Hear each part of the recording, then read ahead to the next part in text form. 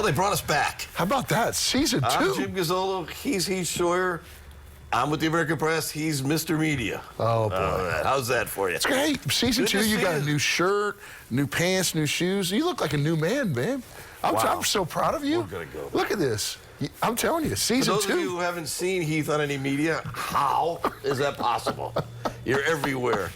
You're eating peanuts in the front row. We haven't seen that. You're unbelievable. You're doing promotions. You're everywhere. I'm trying. Hey, we're moving this university and this department forward. You're now a ticket promoter? What are you, a concert promoter? Concert promoter, yeah. Part concert promoter. I heard you got up on stage. I did. Friday night, thank everybody, and Vice President Wade was up there, Dr. Roos, and how'd the weekend go? It was great, Jim. Honestly, it was so much work, and we were on the radio together. We talked about it, but it's the first time our athletic department ever, and our university ever put on a concert, let alone a festival. Yeah. And we had to pivot out of the stadium because of some construction issues. So. Just all the things that had to come together. I mean, just the simple stuff from the porta potties to the food trucks to the security to, just the ticketing. And I mean, it was a lot, but honestly, it was so rewarding. And especially those last 2 artists, Frank Foster and Drake White, when they went up on stage. You didn't sing with them? No. But you go to sound check and you see these guys and they're unbelievable. I mean, it was really emotional, and the weather wasn't great.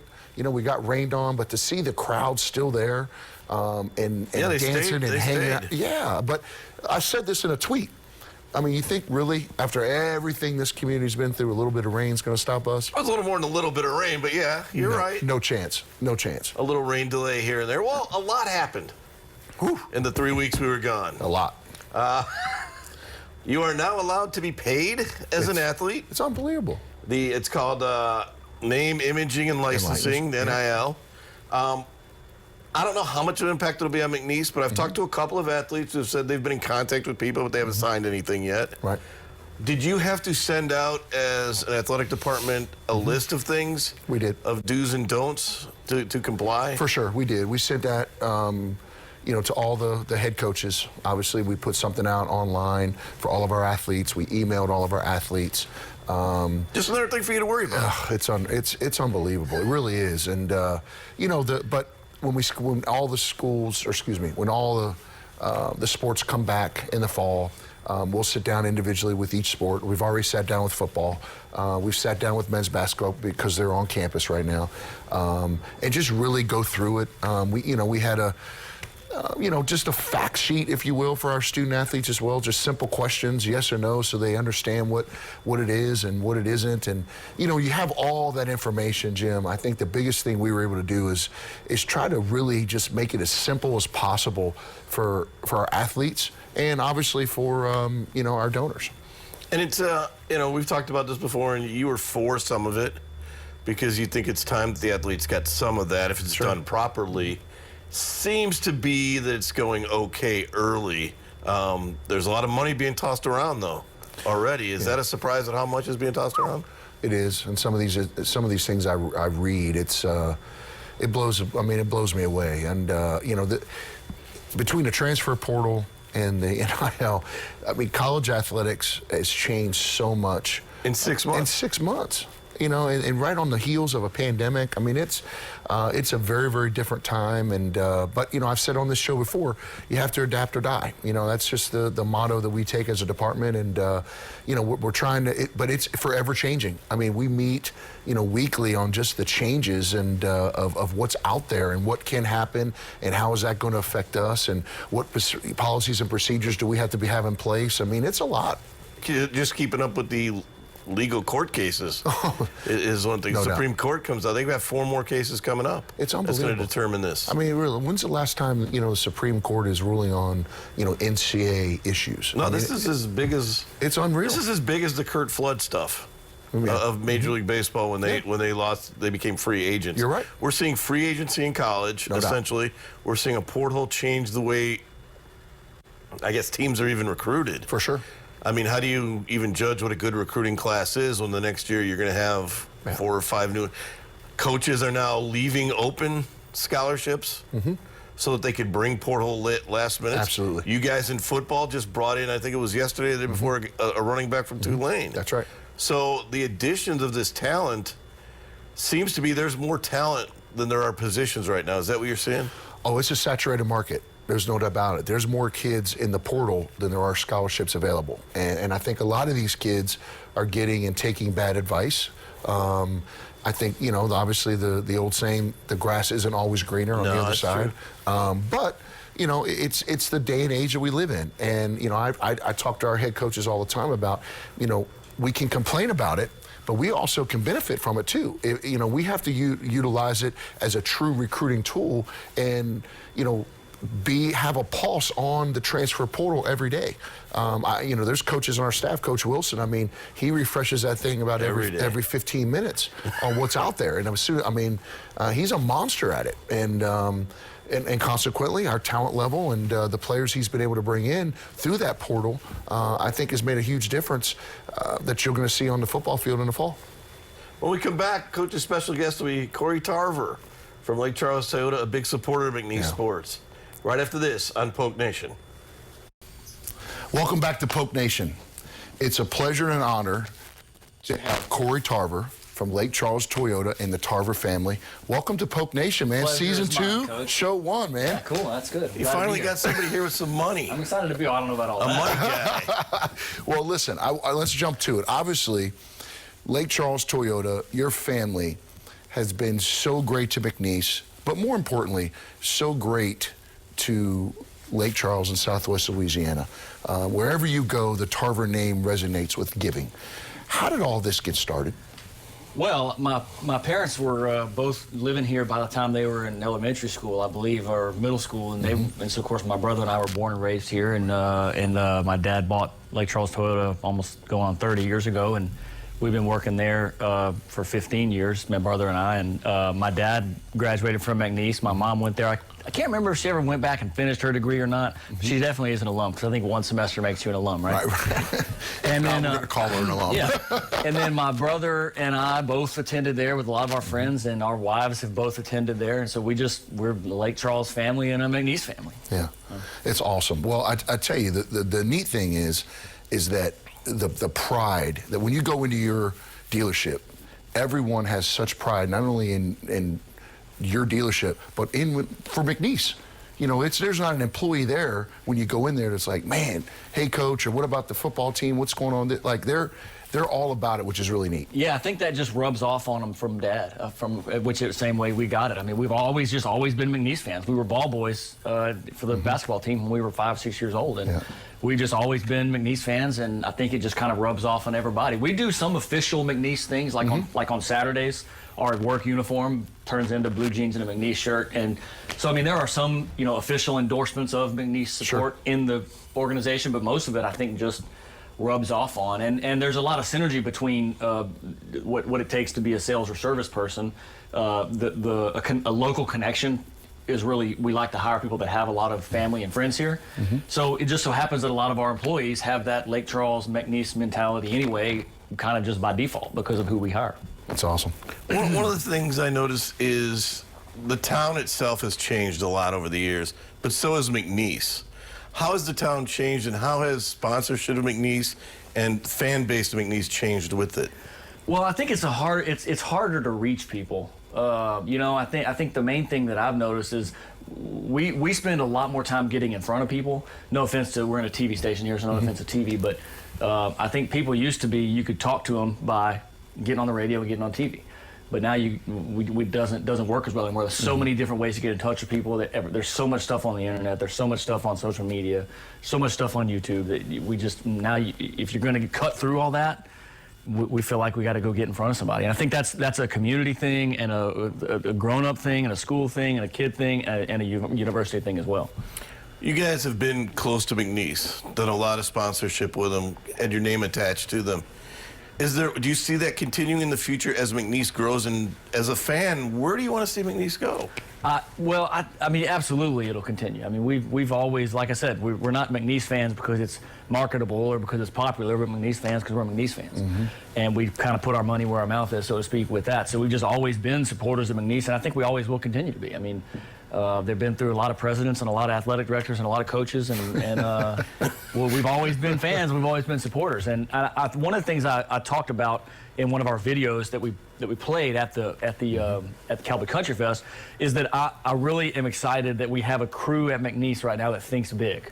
From the president to the athletic director to the people in advertising, they think big, and they don't just think, well, this is just Lake Charles's little backwater school that people go to if they can't get accepted anywhere else. We just need to act like, we just need to get some people through degrees. They don't think that. They don't think that way. And I think that's what McNeese needs, is somebody that thinks big, some people that think that this is an organization that can win championships, and this is an organization that can get good players, and this is an organization that can get endowments, and this is an organization that the community can be proud of. So I think we kind of have that now, and I hope we see more of that in the future. I've been saying that for 10 years, and not everybody's, it took till somebody listened, Yep. I guess. The thing is, as a fan, though, and you've seen the UL grow and become a bigger brand and that, where do you see McNeese? They can obviously compete with them on levels. Where do you see them in the future as a fan, just strictly as a fan? Yeah, UL is an interesting comparison there, because I think they act and think and talk like they're a lot bigger and more important and more powerful and more influential than they are. And I think McNeese is the opposite. McNeese and Lake Charles is kind of a small town. It's a medium-sized city that thinks it's a small town. Lafayette is a medium-sized city that thinks it's New York. And UL is kind of the same way, I feel like. UL is a medium-sized university that thinks it's a big major program. But I think you got to start with a big vision. And I think that's maybe they have done that successfully over there. They're not afraid to think with a big vision and go out and chase big dreams. And then you got to make a plan. You can't just then stop with just a vision. You got to be able to go tangibly put a plan together that'll get you there. But as a businessman that's connected to them, you obviously want to see them grow. Absolutely. I mean, it's definitely in our best interest for people to be watching those games on TV and be listening to those games on the radio and visiting the websites and all the places where we have exposure. Everywhere we tag ourselves onto McNeese, if McNeese has successful programs that generate viewership and generate fans, that's definitely in our best interest. I mean, it's like I said, we don't do it just because it's marketable, but it certainly helps when it's marketable. Yeah, when there's fans in the crowd, when you go to a basketball game and there's 5,000 people there, as opposed to when there's 100 people there, yeah, it's definitely better for us as a business to be able to support that program when there's 5,000 people in the audience than when there's 100. We're still going to support it even if there's 100. When we come back with Corey, we'll talk about how he grew up a McNeese fan on Polk Nation right after this. We're back with Corey Tarver, Lake Charles Toyota, and I guess the question is, you were a ball boy for the basketball team. Were you a ball boy when Joe Dumars was there? I don't remember that far ago. I don't remember any of the players, but I know that we were 5 or 6 years old, and I remember some of the kids that ball boyed with us, and that we'd race to see who would be able to go out there and mop up the whatever, and we thought it was the coolest thing ever. And I remember at one point, like one of the other kids had like the sweatpants that had the patch on it, and he had the sweatshirt that had the patch, and like I only had the one or the other, and it was like I can't ball boy without the patch on the sweatpants. I mean, I don't remember the players though. I do remember vividly the experience. Do you ever remember having players. a coach that was out of the box as much as this guy? I don't really even remember the coaches. I really don't. Great answer. I don't really remember the coaches until we got involved. We got really involved with the program when Tick Price was the coach, because that's when we were in college. Right. But before that, I know the names of some of the other guys, but I don't really remember any of the coaches. Yeah. Let me ask you this. Obviously, your parents are such special people, and you and your brother, I mean, you're different, but you can see both of your personalities in your mom and your dad. What's the biggest thing you've learned from your dad as far as you guys taking over the business? And also, talk about your mom and her closet. So the good stuff. The good stuff. No, well, I think Dad is. Dad was working at Toyota full time, all day, every day, until just the last couple of years. So we got the benefit of coming to work every morning and seeing him there running the store. And he was never the kind of owner that would sit in. Now he sits in his office and just kind of hangs out, but. For the first 10, 12 years that me and Eric were working there, he was just as likely to be talking to a customer in the service lane or appraising a trade out front or penciling a deal or something. He was very, very hands-on. Right. And I think probably the biggest, most important thing that I would say that we saw, and he's got a lot of different little speeches in a can that he would give in different times, but I think the thing that I think we saw exemplified the most was really treating the customers and the employees like they're people that you care about, not just numbers. The customers and the employees, they're not just numbers, they're not just statistics, they're not just dollars. That's a person, and you got to treat them like you care about them, like they're a person. Right. And the customers, you can't do that for every customer. So if you want your own staff to treat the customers like that, then you have to treat the staff that way and show it to them and exemplify it to them. So I think that kind of out front leadership, leading from the front and leading by example, I think is the most significant thing that I can think of that I saw. And said that some things, your parents, you watch them and you say some things I want to do like that, no doubt, and some things I want to do differently. Sure, you know, and sure. I think so. There's a lot more things that we saw in our parents that we want to do this way, that way, you know, this thing that way. Then we say I don't want to do that. No doubt. Well, the thing that's really interesting is, you know, when I first got to town, I got to know your dad pretty well, and we've always talked about it. Leadership, whether you're a coach, you're an athletic director, you're running a dealership, it's all leading people. Right. It's managing personalities and treating people, the fans, you know, your coaches, your players, all of it like people. And that everything matters and everyone matters. And that's the biggest thing.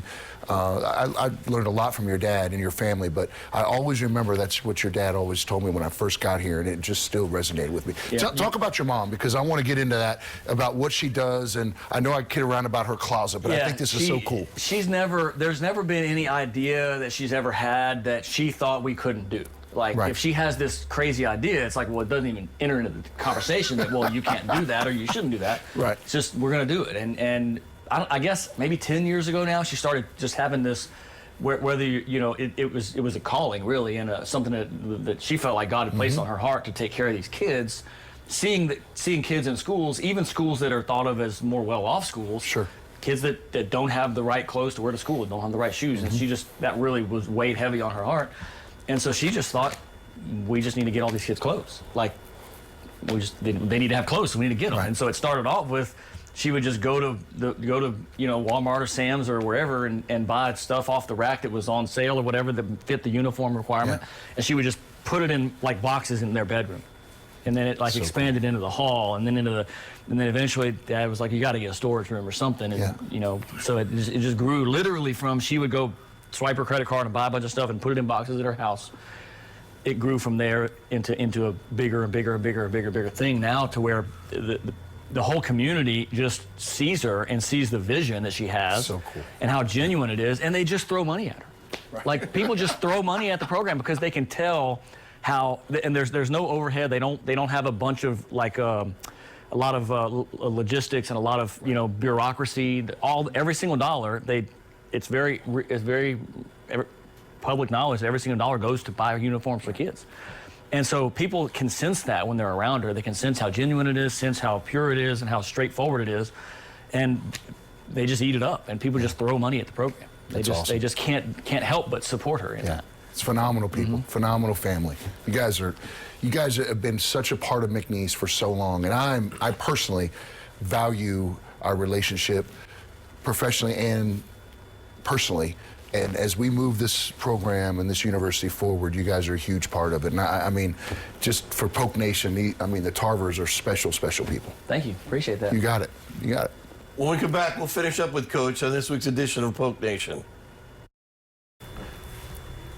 We're back, and honestly, an interesting guest and a perspective of he's been here a long time. Yep. Been a big supporter of McNeese. Apparently a big fan of yours. They all are. Oh, stop. But I'll tell you what, though. Did he give you a car at least, or are you going to give him a car for that? Seriously, though, Jim, the Tarver family has done so much for McNeese athletics and so much for this community. They really are. They are such a special family. You know, Philip was the first person I met when I got into town, and he gave me a courtesy car when I got here. Just a phenomenal family who does a lot, and what is a courtesy car? I just took the keys. You didn't give me a courtesy car. Well, I mean, I didn't know you, but sorry. Gotta check me out, man. Give me a little something. Want to get into one thing here that happened over the 3 weeks. When we left, it looked like Media Day football was coming to Lake Charles. Yep. As we return, it's back in Houston. Yep. A disappointment for you? Very disappointed, if you want to know the truth. You know, I think that I think it should be on a campus or I mean, personally, and why not come here? Houston, I mean, it's, you know, it is what it is, but, you know, I think it would have been a great opportunity for the league to come to Lake Charles and to the Golden Nugget or the LeBaron, wherever, and host it here. But it didn't happen. It is what it is. But yeah, I'm disappointed. It would have been a good gesture. I think so, for sure. And it would have made it a national story. I think so too. More so than what you have. I never like to plug other shows, but if you ever check out my McNeese Minute this week, you'll see that I think it leads to you saying goodbye to the Southland. I would like to see you leave the Southland personally because I think they're tone deaf when it comes to McNeese, but that's just me. Next question. Next question. Okay. Or next topic. All right. I've got more. When you talk of the, we talked about the licensing and that of the names and that with the kids. Yep. When you talk about the porthole, though, you're talking about a fundamental change in how you guys do business.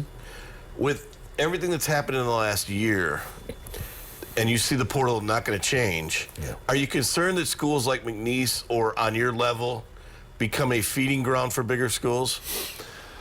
I think it can work both ways. I think for sure we're going to lose some good young kids that you know, go to a higher level at times. For sure, and that's going to happen. But I also think that kids are going to go to a school in a potentially Power 5 or Group of 5 that's not going to get the playing time that they might want, and be able to come down and reap the benefits for sure. So I think that you can see. I think you're going to see both. I mean, the crazy thing when I got into the coaching 26 years ago, I mean, you could bring a freshman class in and you watch them grow up, and you know, 4 years later, when we went to BYU, when I was an assistant, our first season we won 9 games. Our fourth season we won 22 and went to the NCAA tournament. That group just grew up. Yeah. Well, those days now, I just don't know if they exist. And mid-major basketball especially will be harmed by that. Absolutely. I think it really hurts the mid-majors more than anything else, because that's why the NCAA tournament was so special, because the high majors would always lose the one-and-dones, and you could get a group together in one game on a neutral court. Anything could happen. That's what made the tournament special. Four guys have played together. Absolutely. You bring in the one extra guy that can maybe score that you didn't have. You can really build a program instead of just building one team for 1 year. For sure. Which is what you've got now. All right, we're under a minute of your second show. How about that? What do you think of that? It's what do you think unbelievable. about bringing you back? I can't believe it. I just can't get over how good you look. I mean, seriously. I mean, it is season 2, okay? Episode 1. I mean, the only thing we don't have is the Darth Vader. Well, there it is. And he's over there. You hit it. Okay, we got to get the Darth Vader. Hide it. It's over there. But it's just good to be back, Steve, man. I missed you these last 3 weeks. I really did. Yeah, I did. I mean, and I was at home doing nothing. And you obviously went shopping around stage. No, well, you went shopping because I'm telling you about this next week. How's that? We'll see you next time on Poke Nation.